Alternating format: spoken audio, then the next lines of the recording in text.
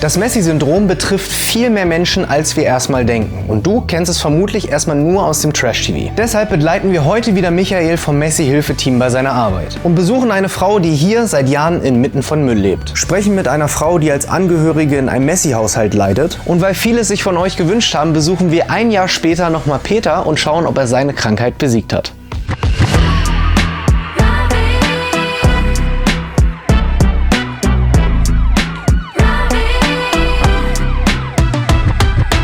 Heute geht es um ein Thema, das viele Menschen betrifft, aber über das wir so gut wie nichts wissen, nämlich das Messi-Syndrom. Die Betroffenen verlieren dabei nicht nur die Kontrolle über ihre Wohnung, sondern auch oftmals über ihr Leben. Kontrollverlust, das passiert aber auch uns, und zwar jeden Tag online. Und wir bekommen es nicht mal mit, denn wir geben jeden Tag unsere intimsten Daten raus an sogenannte Datenbroker. Und die verkaufen die dann weiter an Werbetreibende, Callcenter oder sogar Kriminelle. Das betrifft meine Adresse, meine Telefonnummer und sogar alte Social-Media-Accounts, die ich schon längst nicht mehr auf dem Schirm hatte. Und genau da kommt Incogni ins Spiel. Incogni geht für euch gegen die Händler vor, die eure Daten online weiterverkaufen. Und dafür wurden sie von den Wirtschaftsprüfern von Deloitte als weltweit erster persönlicher Datenlöschservice sogar ausgezeichnet. Dabei wurde bestätigt, dass Incogni bei hunderten Datenbrokern deine Daten löschen lässt, dabei regelmäßig Follow-ups rausschickt und die Bestätigung der Löschung deiner Daten dokumentiert. Und jetzt kommt das Spannendste, denn es gibt ein neues Tool bei Incogni, wo man seinen individuellen Link reinposten kann, und Incogni prüft innerhalb von 45 Tagen, ob man diese Inhalte löschen lassen kann. Man muss natürlich ehrlicherweise dazu sagen, dass das Ganze nicht auf Social-Media-Seiten oder in Foren wie Reddit funktioniert, dafür aber bei den hunderten dubiosen Seiten, die von Datenbrokern betrieben werden. Und klar, das Feature ist neu und das muss sich auch erstmal bewähren, aber es ist das erste Mal, wo wir Normalverbraucher endlich mal gegen die Veröffentlichung unserer sensiblen Daten vorgehen können. Für mich ist das ein echtes Upgrade, denn jetzt können wir endlich mal ein Veto einlegen und mitentscheiden, wo unsere sensiblen Daten wie unsere Adresse veröffentlicht wird. Wenn du es selber mal ausprobieren möchtest, dann schau gerne auf incogni.com/marvinwildhage oder scan einfach hier den QR-Code, denn da sparst du direkt mal 60% auf den Jahrestarif. Heute bin ich in Sachsen-Anhalt auf dem Weg zu Conny. Sie hat sich Hilfe von Michael vom Messi-Hilfe-Team geholt, um endlich wieder ihre Wohnung leer zu bekommen. Marvin, jetzt wird's ein bisschen eng. Danke, dass wir hier sein dürfen. Und danke, dass du uns reinlässt. Das ist ja, so wie ich gelernt habe, absolut nicht selbstverständlich. Wie lange wohnst du denn hier schon? Seit 11 Jahren, also seit 2014. Anfangs ging auch alles gut, aber dann wurde es wirklich immer schlimmer und schlimmer. Und irgendwann war es selbst für mich nicht mehr hinnehmbar. Also es ist auch ein bisschen wie ein Doppelleben. Mein Umfeld weiß davon nichts. Und wenn man mich von außen sieht, dann würde man das auch nie vermuten. Ich finde es total überraschend, weil du ja von deinem Auftreten, von deinem Alter auch total mit diesem Klischee brichst, was man sonst immer so im Trash-TV sieht. Ne? Da gibt es ja so Sendungen, wo sich ein bisschen auch über Menschen, die am Messi-Syndrom leiden, lustig gemacht wird. Irgendwie auch so eine gewisse Bildungsschicht, die da gezeigt wird. Das alles verkörperst du ja überhaupt nicht. Ich bin total überrascht. Ja, das würde ich von mir selbst auch nicht sagen. Ich bin nicht dämlich. Ich habe eine abgeschlossene Berufsausbildung, ich habe studiert und sogar meinen Master angefangen. Ich würde auch nicht sagen, dass ich zur unteren sozialen Schicht gehöre. Ich habe zu Michael schon gesagt, dass alles kann weg, bis auf den Fernseher, das Bett, das graue Ding da hinten und das hier vorne. Dann habe ich wenigstens noch was für den Flur. Würdest du sagen, du hast hier in dem Chaos eine gewisse Ordnung drin? Ja, hier ist eigentlich mein Lebensmittelpunkt. Hier sitze ich, hier schlafe ich, es gibt hier vorne einen Weg ins Bad und früher war da vorne auch noch ein Weg in die Küche. Wann warst du das letzte Mal dort? Boah, das ist eine gute Frage. Die würde ich dir auch gern beantworten, aber da muss ich erst mal rechnen. So ungefähr? Ja, wir haben jetzt Juli. Im November musste ich das Fenster schließen. Das müsste eigentlich auch das letzte Mal gewesen sein, als ich da drin war. Also so ein knappes, halbes, dreiviertel Jahr. Ich hätte ja auch gerne schon was gemacht, aber ich habe kein Auto. Und ich kann meine Familie und meine Freunde nicht fragen, weil ich mich schäme. Und dann würden so Sätze kommen wie, was ist los mit dir? Das bist doch gar nicht du. Oder eigentlich bist du viel zu clever, um krank zu sein. Und so eine Sätze, das will ich nicht hören. Wie oft spielt das denn eine Rolle bei Betroffenen? Ich meine, ich habe ja beim letzten Mal, wo wir uns getroffen haben, schon gelernt, dass Familienangehörige, Freunde im Zweifel gar nicht so richtig helfen können. Weil ja auch das Eindringen in die Wohnung, das mit Anpacken, kommen, wir sortieren das jetzt alles raus, wir bringen das alles in den Müll, dass das ja auch schon ein Eingriff ins Wohlbefinden der Menschen ist. Das Verhältnis zur Familie ist ja immer sowieso ein ganz spezielles Verhältnis. Also eher würde dann vielleicht ein Freund oder Freundin in Frage kommen. Aber es muss ja trotzdem erstmal auch ein grundlegender Wille im Kopf der Betroffenen entstehen, sich Hilfe anzunehmen. Warum gefällt das den Betroffenen so schwer? Also der Sammler will eigentlich keine Veränderung. Er will diese angesammelten Güter bei sich haben, weil er sie braucht. wie es manche ja auch sagen, ohne meine Dinge spüre ich mich nicht oder so ähnlich. Und wenn man jetzt in Richtung Vermüllung geht, ist es ja auch wieder die Scham. Aber es gibt dann diesen Punkt, wo man sagt, ich komme nicht mehr ins Bad, und dann merkt man irgendwie, so geht es nicht weiter. Also es muss so, der Verzweiflungspegel muss sehr, sehr ansteigen. Gab es so einen Punkt schon mal bei dir? Sorry, wenn ich kurz unterbreche, aber können wir bitte die Wohnungstür schließen? Aus dem Grund, weil von außen es keiner mitbekommen soll. Ja, das wäre mir schon wichtig. Es weiß ja keiner. Und auch wenn es doof klingt, mir ist es wichtig, was andere Leute über mich denken. Das hier kennt ja keiner. Das hier ist mein Geheimnis. Und es geht manchmal so weit, dass ich auch nur durch Schlüsselloch vorher gucke, bevor ich in den Flur gehe. Und manchmal warte ich dann noch, bis das Licht im Flur ausgeht, und erst dann gehe ich schnell raus. Wann war denn das letzte Mal hier jemand zu Besuch? Entweder 2020 oder 2019, so ungefähr in dem Dreh. Ich habe versucht, auch selber schon draus was abzuleiten. Also ich glaube, die Wohnung spiegelt auch so ein bisschen mein Inneres wider. So sieht es vielleicht in mir selber auch aus. Und wenn Freunde und Familie helfen wollen, dann versperre ich mich. Und genauso ist es auch mit der Wohnung. Ich finde, es ist total, geht ja total auseinander, ne? Der Anblick, den man jetzt hier hat, und Connys Selbstreflexion. Wie oft siehst du das in deiner Arbeit, dass die Menschen, denen du hilfst, schon selber wissen, dass es nicht normal ist? Das wissen, denke ich, alle. Man lebt gegen die gesellschaftliche Norm an, weil es gibt ja so eine, ich sage jetzt mal, Regel, auf die wir uns so gesellschaftlich verständigt haben. Es muss sauber sein, es muss ordentlich sein. Deutsch. Es muss deutsch sein, sauber und ordentlich. Und ich denke, das kostet ganz viel Kraft, da jeden Tag, also praktisch 24 Stunden gegen die Norm anzuleben. Allein das kostet schon Kraft. Mein Ding zum Beispiel sind Klamotten. Ich habe scheiß viel Klamotten und ich kaufe immer neue. Ich brauche die gar nicht. Oder zum Beispiel Schminke. Ich habe unfassbar viel Schminke. Dabei schminke ich mich nie. Vielleicht 2-3 Mal im Jahr. Aber ich kann ohne das nicht. Und ich kann dir auch nicht sagen, warum. Wahrscheinlich müsste ich mal zur Therapie. Aber jetzt machen wir erstmal einen Schritt nach dem anderen. Ich finde es bemerkenswert, dass du so hart mit dir ins Gericht gehst. Ne? Dass du da, sag ich mal, dir zumindest aus deiner Perspektive so krass den Spiegel vorhältst und sagst, ey, ich müsste eigentlich an mir arbeiten. Und so wie ich es bei unserem letzten Treffen verstanden habe, ist das ja auch der große Knackpunkt, dass Aufräumen, Leermachen gar nicht alleine hilft. Ganz viele schauen in den Spiegel und sagen, irgendwas stimmt mit mir nicht, ich weiß nicht, was mit mir los ist, warum lebe ich so und so weiter.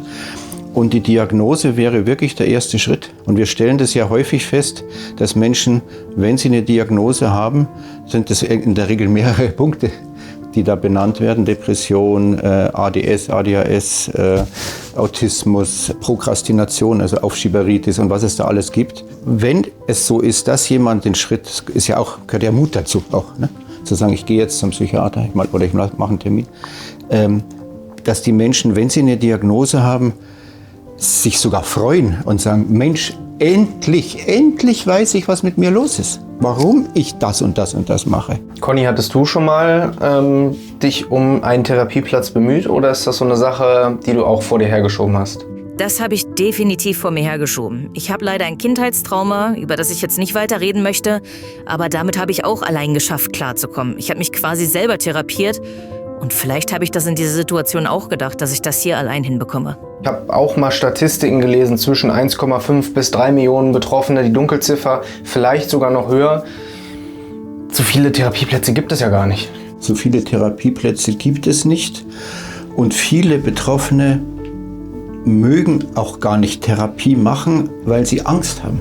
Weil sie Angst haben, die sagen zu mir beispielsweise, ich habe da irgendwie einen Abgrund in mir, in Anführungszeichen, und da habe ich ganz mühsam jetzt eine Betonplatte drüber geschoben und ich werde doch nicht blöd sein und die Betonplatte wieder wegziehen und so. Also Angst, sich anzuschauen sozusagen.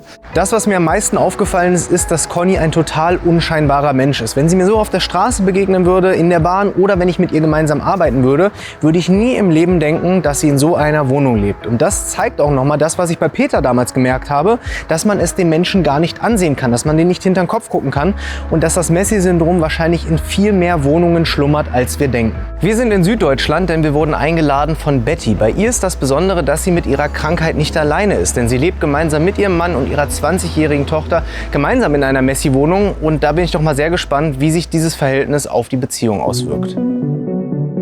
Ich möchte gar nicht so viel sagen. Vielleicht magst du uns ja mal rumführen, gerade das Wohnzimmer.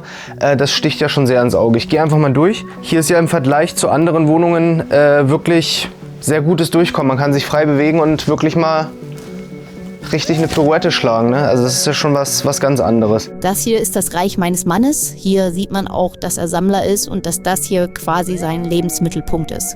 Das heißt, seine Sammlung besteht quasi aus vielen, sage ich mal, Tieren und Tassen auch, ganz viele Tassen. Alles aber mit Filmbezug, wie ich sehe. Ich sehe VHS-Kassetten, Disney ganz viel, DVDs, ganz viele CDs. Glaubst du, dass die eher Sinn und Zweck haben, Teil der Sammlung zu sein, als dass sie wirklich als CD und DVD oder... Ich glaube eher, dass es auch ein Schutzwall ist. Ich habe gelernt, dass sich Betroffene immer hinter ihren Sachen verstecken. Habt ihr da auch mal drüber gesprochen? Nein, mein Mann hat doch keine Probleme. Also grundsätzlich nicht. Wie siehst du das? Der hat viele Probleme, auch starke Probleme, seit seiner Kindheit. Als ich ihn kennengelernt habe, da hat sich dahingehend geäußert, dass er immer an seinen Fingern geknabbert hat. Also nicht an den Nägeln, sondern der hat die gesamte Haut aufgeknabbert. Und da habe ich schon gedacht, das ist ein Zeichen, dass er in psychischer Not ist. Und jetzt äußert sich's in der Sammelei. Ich sag mal so, ich finde ich habe ja jetzt einige Messi-Wohnungen mittlerweile schon gesehen und ich finde, das ist wirklich eine im Vergleich eine angenehme Variante. Und hier vorne also ich sag mal so, von der Sitzecke, von der Sitzgarnitur sind ja genau 2 Stühle übrig geblieben. Ist das auch mit, sag ich mal, mit der Couch, wo ja auch nur ein Fleck und ein Sessel frei sind, ist schon so wahrscheinlich, dass sich darauf der Lebensinhalt konzentriert, oder? Mein Mann und meine Tochter wohnen hauptsächlich hier. Ich habe das Glück, dass ich beruflich alle 2 Wochen woanders lebe. Aber du sprichst das Ganze ja so klar aus, ne? Du sagst ja ganz klar, also das, was du eben schon gesagt hast, ne? Dass du bei deinem Mann, sage ich mal, Probleme attestierst, das überhaupt erstmal zu erkennen. Warum sprichst du es nicht an oder warum sprecht ihr nicht darüber? Naja, weil ich keine Lust habe, angeschrien zu werden. Hast du es mal probiert? Ja, natürlich, aber das artet immer aus. Da hält er mir dann immer irgendwelche alten Geschichten vor, zum Beispiel, dass er bei der Bundeswehr schon leiden musste. Dabei habe ich ihn damals zu der Zeit noch gar nicht gekannt und kann da auch nichts für. Und wenn ich dann mal probiere aufzuräumen, dann rastet er immer aus und sagt, ich soll woanders anfangen, zum Beispiel im Kinderzimmer. Meine ältere Tochter wollte uns mal helfen und hat angefangen, die alten Zahnbürsten, die überall rumlagen, wegzuwerfen. Von da ist er an die Decke gegangen, weil er meinte, die kann man ja noch gebrauchen, um irgendwann mal damit die Fliesen zu putzen. Das ist jetzt das Kinderzimmer? Das ist das Zimmer meiner Tochter. Da leben auch gelegentlich Tiere drin, in der Regel 4 Meerschweinchen. So stellt man sich wahrscheinlich auch das Trichet-Messi-Zimmer vor, oder? Ja, auf jeden Fall, so wie ich es von Michael gelernt habe, eher die Vermüller-Variante, ne? Dass halt sehr viel Verpackungsmüll sich hier stapelt, Heu überall und ja, auch Spinnweben und Sachen, wo ich sage, die sind hier schon auf jeden Fall ein paar Jährchen. Ja, ich lasse es gerade noch wirken. Ich finde es erschreckend. Ja, was heißt erschreckend? Also ich versuche da ja wirklich immer sehr positive Sachen rein zu attestieren. Und mein erster Gedanke war, wow, deine Tochter opfert hier ihr eigenes Leben und ihre Gesundheit dem Wohl der Tiere, weil denen scheint sie ja wirklich hier mehr Platz zu gönnen als sich selbst. Wie alt ist deine Tochter? Die ist 20. Okay. Das ist jetzt mein Zimmer hier, quasi meine Oase. Hier schlafe ich aktuell gemeinsam mit meiner Tochter. Als die beiden mal weg waren, habe ich hier ein bisschen sauber gemacht. Und kaum, dass mein Mann nach Hause kommt, schreit er hier rum, es stinkt nach Putzmittel und man würde gar nichts mehr finden. Seitdem habe ich es endgültig aufgegeben und bin froh, dass ich nur alle 2 Wochen hier bin. Man merkt ja auch alleine, wie sauber und ordentlich es hier ist, dass du deinen Rückzugsort hier gefunden hast und den auch beschützt. Das hier ist das Schlafzimmer von meinem Mann. Die Schränke sind alle voll. Hier ist auch ein bisschen was von mir, aber hauptsächlich von meinem Mann und meiner Tochter. 2 Sachen, die ich auf jeden Fall hier wiedererkenne, Michael. Das, was ja oftmals so gesagt wird, ne, dass man in solchen Sachen, Versandkartons, Süßigkeitenkartons, leere Schuhkartons, dass man in solchen Dingen noch einen Sinn sieht. Also auf Nachfrage wird in jeden Gegenstand etwas reininterpretiert. Ansonsten ist es, wenn nicht nachgefragt wird, ich glaube, die Betroffenen, gerade dieser Sammlertypus, braucht für sich selber keine Erklärung, sondern das wird einfach aufgehoben, weil es aufgehoben wird und fertig. Und nur auf Nachfrage gibt es dann eine Verstandeserklärung sozusagen. Betty, jetzt mal, wenn wir nochmal über dich sprechen, würdest du sagen, du bist Angehörige, die quasi hier mitleidet, oder würdest du dir selbst auch eine Art und Weise des Messi-Syndroms attestieren? Ich bin beides. Ich habe 40, 50 Jahre selber daran gelitten und habe mir irgendwann Hilfe gesucht und dann erkannt, ich muss nicht immer alles aufheben. Ich muss nicht immer alles auf der Straße, was ich da finde, mitnehmen, weil es noch irgendeinen Sinn oder Zweck haben könnte. Aber diese Erkenntnis hatte ich erst so vor circa 10, 15 Jahren und seitdem arbeite ich an mir und deswegen konnte ich mir zum Beispiel meinen Raum, meine Oase bewahren. Aber das ist doch super. Also wirklich ganz, ganz großen Respekt, dass du dich dem auch so stellst. Also ich persönlich merke schon, wie nah Betty dieses ganze Thema geht. Ich meine, es ist tagtäglich irgendwie Thema zu Hause. Sie haben alle drei, Vater, Mutter, Tochter, kein harmonisches Zusammenleben mehr, weil sie immer wieder aneinander geraten sind. Weil Betty es zum Beispiel einfach geschafft hat, sich Hilfe zu suchen. Und dadurch, dass sich der Vater und die Tochter diesem ganzen Thema noch gar nicht öffnen können und somit gar nicht verstehen, dass es eine Erkrankung ist, an der sie leiden, kommt es halt immer wieder zum Streit. Und ich finde, daran merkt man auch, wie komplex dieses Thema ist und dass Hilfe gar nicht immer angenommen werden kann. Und wie das Ganze aussehen kann, wenn man sich Hilfe sucht, das schauen wir uns jetzt an, denn jetzt sind wir eingeladen bei Peter, bei dem wir schon vor einem Jahr bei unserem ersten Film zum Messi-Syndrom waren.